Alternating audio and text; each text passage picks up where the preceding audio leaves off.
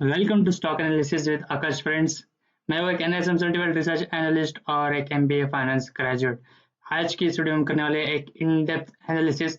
Penny stock है, ये company का नाम है सिनकॉम फॉर्मुलेशंस लिमिटेड का। कंप्लीट इसका फंडामेंटल और टेक्निकल एनालिसिस करने वाले। और फ्रेंड्स याद रखना, स्टॉक है ब्रेकआउट के लेवल्स पे, तो बिल्कुल एक अच्छा मोमेंटम है, बहुत शॉर्ट टर्म में देखने मिल सकता है। और कंपनी बहुत ही अच्छे स्ट्रॉन्ग फाइनेंशियल है फ्रेंड्स, इसलिए बिल्कुल लॉन्ग टर्म में हमें मल्टीपैकर रिटर्न्स भी मिल सकते हैं इस स्टॉक से फ्रेंड्स। चलिए सबसे पहले मैं आपको रिटर्न दिखाऊं दूं कि कंपनी ने पास्ट में कैसे परफॉर्म किया है। 1 मंथ का रिटर्न है 7%, और आगे जाएंगे 6 मंथ का रिटर्न देखेंगे 29.46%। 1 ईयर का रिटर्न देखेंगे मैसिव 359.63% का रिटर्न है फ्रेंड्स 1 ईयर में, जो कि एक बहुत अच्छा रिटर्न है फ्रेंड्स। अगर आपने 1 लाख इन्वेस्टेड किए रहते स्टॉक में 1 साल पहले, तो आज उसकी प्राइस होती 4,59,000। तो बहुत अच्छे रिटर्न दिए फ्रेंड्स। चलिए देखेंगे अभी कंपनी का बिजनेस क्या है, उसके बाद देखेंगे नंबर्स सारे। चलिए स्टार्ट करेंगे। देखिए कंपनी कब की है, 1995 की, तो बहुत पुरानी कंपनी है। इसका मतलब कंपनी ने सारे क्रैश जो आए थे अब तक के, 2000 का डॉट कॉम बबल, 2008 का जो सब प्राइम क्राइसिस था वो फेस किया है, फिर कोविड-19 भी फेस किया है। तो इतने सारे बहुत सारे जो प्रॉब्लम्स आई थी सारे फेस करके कंपनी भी अभी भी सस्टेन कर रही है। तो देखिए कंपनी में कुछ तो बात है फ्रेंड। चलिए बात करेंगे कंपनी क्या करती है। कंपनी एक फार्मा सेक्टर की कंपनी है फ्रेंड्स। देखेंगे कंपनी और क्या क्या करती है। चलिए इन डेप्थ कर देंगे हम, फॉलो हमारा डिटेल। देखिए सबसे पहले आपको देखना चाहिए कि कंपनी के प्रोडक्ट्स कितने हैं। 15 कंट्रीज में और 400 प्रोडक्ट्स है फार्मा के फ्रेंड्स, जो बहुत सारे हैं फ्रेंड्स। देखिए फार्मा में कौन से प्रोडक्ट्स में काम करती है। Tablets, capsules, liquids, orals, liquid vials and ampoule injections, dry vial injections, dry syrup, ointments, inhalers and herbals. तो बहुत सारे प्रोडक्ट्स है फ्रेंड्स। ऑलमोस्ट 400 प्रोडक्ट्स रजिस्टर्ड है कंपनी के पास, जो कि बहुत डाइवर्सिटी दिखाता है। चलिए और आगे जाके देखेंगे कि और क्या क्या हमें देखने मिलेगा। चलिए देख लेते हैं कि कौन से सेगमेंट्स में कंपनी काम करती है। जैसे कि मैंने बताया कि एक फार्मा की कंपनी है, बट सब कुछ फार्मा से ही नहीं आता फ्रेंड्स। थोड़ा कंपनी कमोडिटी बिजनेस में भी है और इंडस्ट्रियल बिजनेस में भी है। जो फार्मा का बिजनेस है वहाँ पे क्या क्या प्रोडक्ट्स हमने डिस्कस कर लिए, और सबसे main API, active pharmaceutical ingredients भी मैन्युफैक्चर करती है फ्रेंड्स। अगर आप न्यूज़ पढ़ते हो तो आपको पता होगा कि जब कोविड स्टार्ट हुआ था तो सब लोग एपीआई की बात करते हैं, क्योंकि इंडिया में इतना मैन्युफैक्चर नहीं होता एपीआई, तो चाइना से हमें इंपोर्ट करना पड़ता है। तो फ्रेंड्स अगर ये कंपनी एपीआई प्रोड्यूस करती है, तो देखिए जब कोविड-19 चल ही रहा है अभी भी, तो इसकी डिमांड कितनी बढ़ेगी फ्यूचर में। और ना ही बस कोविड-19, ये एपीआई मतलब होता है कि ये जब मेडिसिन होते हैं उसके लिए रॉ मटेरियल में यूज होता है, तो ये चलते ही रहने वाला है, ऐसे नहीं कि ये फिनिश होने वाला है। और गवर्नमेंट ने क्लियरली बताया था कि जब वो आत्मनिर्भर भारत का चल रहा है, तो उसमें हम चाइना से बिल्कुल इंपोर्ट बंद कर देंगे, पूरी कोशिश करेंगे और इंडिया में हम ये मैन्युफैक्चर करना स्टार्ट करेंगे। तो गन प्रोडक्ट्स ऐसे कि फ्यूचर में बहुत ही अच्छे, इनका फ्यूचर में बहुत अच्छे इनके हम कह सकते हैं कि परफॉर्मेंस हो सकता है। चलिए और आगे देखेंगे एग्रो में क्या क्या करती है। राइस, व्हीट, फ्लोर, पीस, एसोसिडियोसी, बिस्किट्स एंड कैंडीज, इनकी ट्रेडिंग भी करती है। और इंडस्ट्रियल में फिर करती है fastener, steel bars, roofing sheets, jute bags, metal scrap. चलिए और कुछ हमें देखना चाहिए तो रेवेन्यू देखना चाहिए कि कौन से सेगमेंट से क्या क्या आता है। टैबलेट से फ्रेंड 61% के पैसे कमाती है कंपनी। कमोडिटी से कमाती है 11%, इंजेक्टेबल से कमाती है 10%, तो रफली और एंड सो ऑन। यहाँ पे आपको और ओवरऑल चाहिए तो 76% बस फार्मा से आती है, कमोडिटी से आती है 22%, और रेंटिंग ऑफ प्रॉपर्टी से आती है 2%। और एक फ्रेंड्स आपको यहाँ पे मैं चीज दिखाना चाहूंगा कि कंपनी एक्सपेंशन कर रही है। 2 CR टू 3 CR पर एनम कंटिन्यूसली इंक्रीज का अपना इंक्रीज करने के लिए पैसे इन्वेस्ट कर रही है कंपनी, जो कि बिल्कुल दिखाता है कि कंपनी को बहुत कॉन्फिडेंस है अपने बिजनेस पे, और ये फ्यूचर में ग्रो ही करने वाले, तब जाके आपको पता हो कि कंपनी इन्वेस्ट करती है इतना।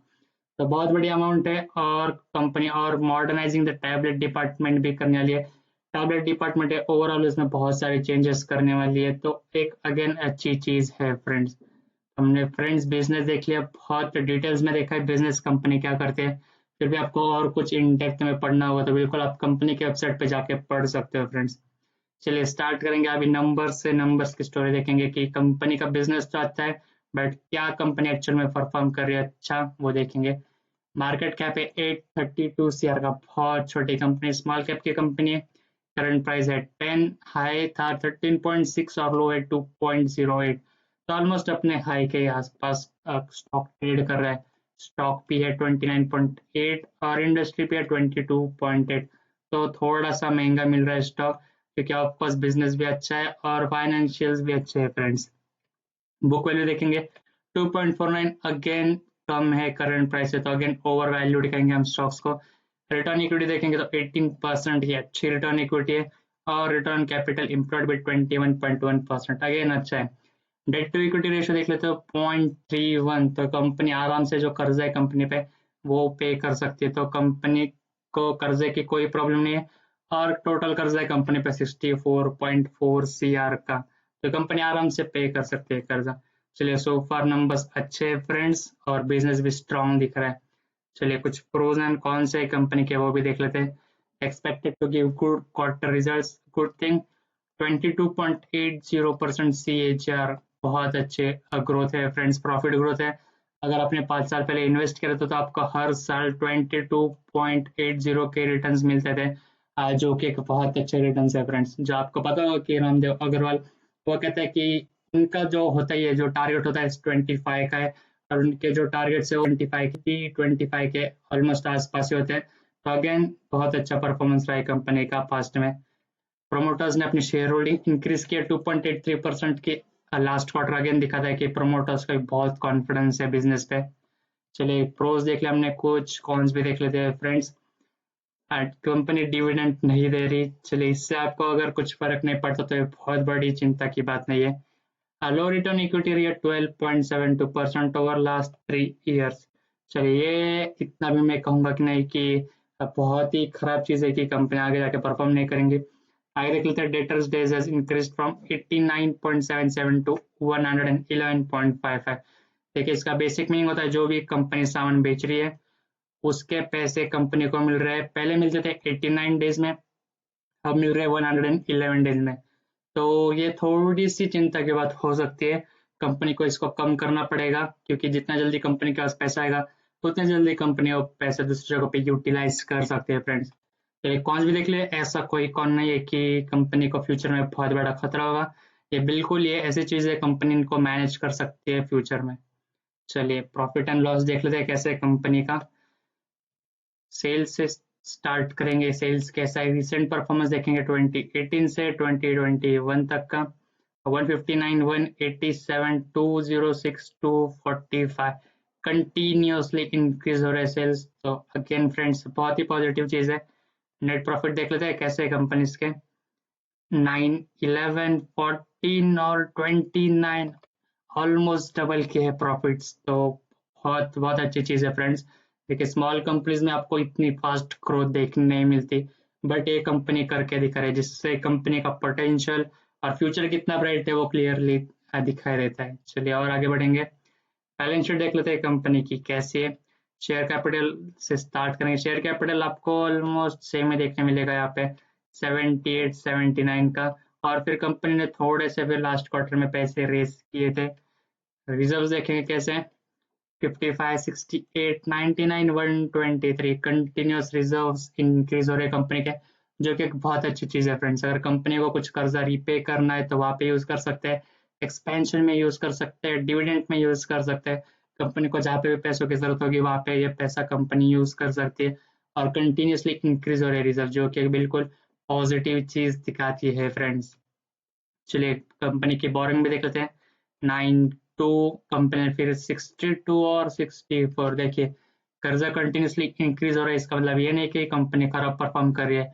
हमने डेट टू इक्विटी रेशियो देखा जो था कुछ 0.3, तो कंपनी आराम से 64 CR भी पे कर सकती है, चिंता जैसी कोई बात नहीं। और आपको मेन चीज यहाँ पे ये नोटिस करनी चाहिए कि कंपनी कर्जा लेकर भी प्रॉफिट ही बना रही है फ्रेंड्स, जो कि एक अच्छी चीज है। अगर कर्जा लेकर भी लॉस कर रही होती तो फिर थोड़ी सी चिंता की बात होती है, बट अगेन कंपनी कर्जा लेकर प्रॉफिट बना रही है, तो कोई भी यहाँ पे चिंता की बात नहीं है फ्रेंड्स।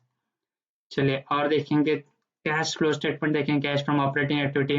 जो मेन बिजनेस है फार्मा का फ्रेंड्स, वास पे कंपनी कैसे परफॉर्म कर रही है, -2, 4, 6, -2। तो बहुत वॉलेटिलिटी है नंबर्स में, बट आपको जो स्मॉल कैप की इतनी छोटी कंपनी दिखेंगे वहाँ पे ऐसे आपको नंबर्स फ्लक्चुएटिंग देखने मिलेंगे फ्रेंड्स, क्योंकि अगर इतने कंसिस्टेंटली कंपनी अगर अच्छे नंबर्स देना स्टार्ट करे तो ऑफकोर्स आपको ये स्मॉल कैप में देखने नहीं मिलेगी। बट अगेन मैं कहूँगा कि कंपनी इम्प्रूव कर रही है, लॉस कम करने की कोशिश कर रही है, और बिल्कुल ये चीज़ है जहाँ पे कंपनी काम कर सकती है फ्रेंड्स। चलिए डेटर डेज हमने ऑलरेडी डिस्कस कर लिया कि डेटर डेज इंक्रीज हो रहे हैं 77 से 112, कंपनी को इस पे भी काम करना पड़ेगा फ्रेंड्स। चलिए शेयर होल्डिंग पैटर्न देख लेते हैं। प्रमोटर्स की दिसंबर 2018 में थी 38.98 और कंटिन्यूस इंक्रीज हो चुके 44.01, जो कि बहुत अच्छी चीज है फ्रेंड्स। 38 से 44 हो चुके हैं और लास्ट क्वार्टर भी इंक्रीज किया है। तो अगेन इससे दिखाता है कि प्रमोटर्स को कितना कॉन्फिडेंस अपने बिजनेस पे। एफआईएस क्या हम देख लेते हैं। एफआईएस ने भी इंक्रीज किए, जीरो थी फ्रेंड्स, लास्ट क्वार्टर इंक्रीज किए 0.58 से। डीआईएस की कुछ भी नहीं है, 0.00, और पब्लिक की हो चुकी है 58.82 से 55.40। आई डोंट नो पब्लिक ने क्यों कम कर दी, क्योंकि फाइनेंशियल अच्छे, फ्यूचर भी अच्छा है कंपनी का, और जो पेनी स्टॉक्स है मोस्टली जिनके फंडामेंटल्स खराब होते हैं पब्लिक वहाँ पे इन्वेस्ट करती है। तो ये चीज़ देख के सीरियसली मुझे बुरा लगता है। ऐसे अच्छी कंपनीज में इन्वेस्टमेंट कम करके दूसरे जिनके फाइनेंशियल अच्छे नहीं वहाँ पे पब्लिक इन्वेस्ट करे, तो बिल्कुल पब्लिक को ये सीखना पड़ेगा, और ये टाइम के साथ सीख भी जाएगी फ्रेंड्स। ऑफकोर्स बहुत सारे न्यू बिगनर ज्वाइन किए इस साल और लास्ट ईयर, तो सीख जाएगी टाइम के साथ। चलिए फाइनेंशियल हमने देख लेते हैं फटाफट टेक्निकल चार्ट, और फिर मैं बताऊंगा कि आप इस स्टॉक के साथ क्या कर सकते हो। मैं स्टॉक को बहुत पहले से फ्रेंड्स इसको मैं कर रहा हूँ बहुत ऑब्जर्व। देख सकते हो कि आप पहले एक बना था अच्छा सा ट्रायंगल पैटर्न, के बाद दिया है अच्छा सा ब्रेकआउट, फिर डायरेक्ट कंपनी ने हाई बनाया था 13.55 का, और उसके बाद वापस से एक ट्रायंगल पैटर्न में स्टॉक आ चुका है। और ये पैटर्न है बुलिश ट्रायंगल पैटर्न फ्रेंड्स। इसमें मोस्टली ब्रेकआउट होगा और स्टॉक ऊपर के साइड जंप करेगा। अगेन कुछ पॉसिबिलिटीज नहीं होती है, बट अगेन इसकी ज्यादा पॉसिबिलिटीज होती है कि ये स्टॉक ब्रेकआउट करके ऊपर जाएगा।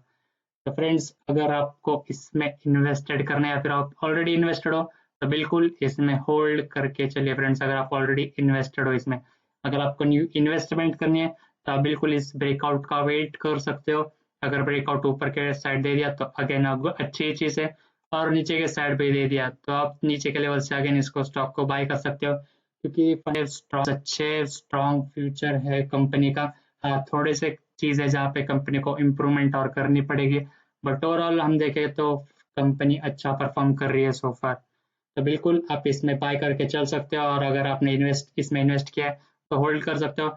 लॉन्ग टर्म में आपको बहुत हाई पॉसिबिलिटीज है, बहुत अच्छे रिटर्न इस स्टॉक में मिलेंगे। तो फ्रेंड्स ये था एक मेरा complete analysis in com formulations का। अगर आपको अच्छा लगा तो सब्सक्राइब, लाइक और कमेंट बिल्कुल कर दीजिए, और आपको फिर भी कोई डाउट हो इस स्टॉक में तो कमेंट सेक्शन में लिख लीजिएगा, मैं उसका पर्सनली रिप्लाई दूंगा। तो thank you friends and God bless you all.